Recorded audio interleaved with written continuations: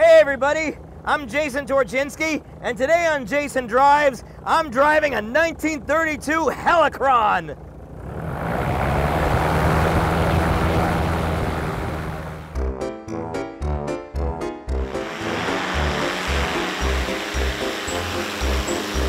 So let's just talk about how the Helicron is actually built.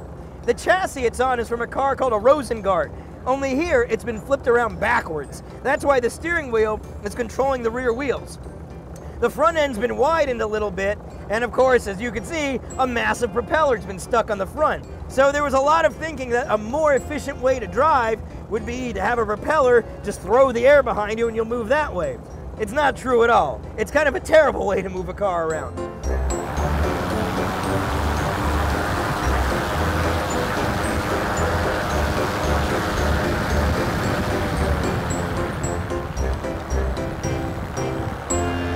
The throttle is out here by the side, and there's an emergency brake out here outboard, and that's so you could be outside the car pushing it. So it was already designed with the understanding that you're gonna end up pushing it at least some of the time.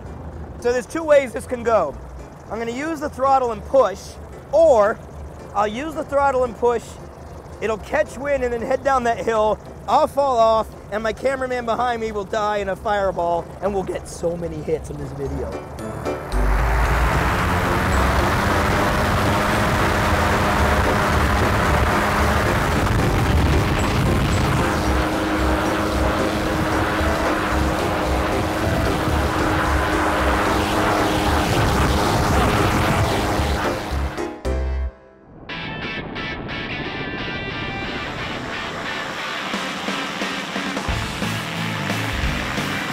In most cars, when you apply power, you get a sense of the car shifting weight, and you can feel the wheels actually engage with the ground to push you and move you.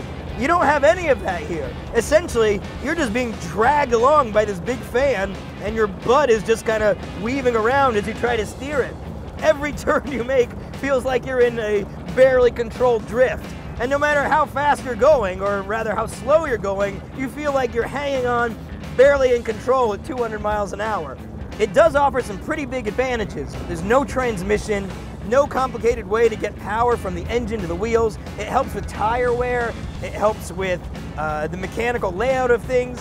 It simplifies the entire process of building a car. Now, there's some pretty big disadvantages as well. The car becomes a lot more dangerous no matter what speed you're going. What would be a normal little bump into a pedestrian or an animal here would mean you're gonna get showered with something that resembles pate.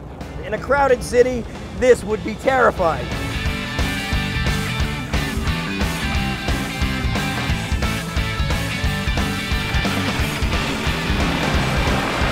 So one of the big perceived disadvantages of a car like the Helicron is the fact that you have a device right in the front of the car that appears capable of Julianning a human being. But we don't know exactly that that's what it would do. So what we really need to do is some sort of empirical test. That's why we've arranged for a pair of special ballistic grade hot dogs that are specially designed to be the same density as a human being. We're going to force them through the blades of the propeller and see exactly what kind of damage they really cause.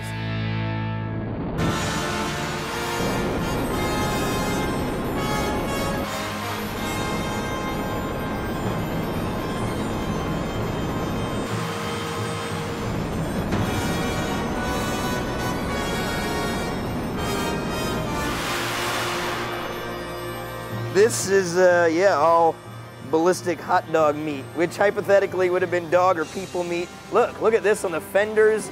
Man, any little sparrow or wren to go through there, this is terrifying. But, you know, if you're really hungry for pate on the go, you could probably keep like an entire canned ham in the passenger seat, and as you're driving, instead of stopping, you could just skillfully learn how to just toss it in front of you and then just enjoy the bounty that the propeller would provide. It's a fantastic way for eating on the go. That way? Oh, this way? There. Turn around and go that way? I can do it.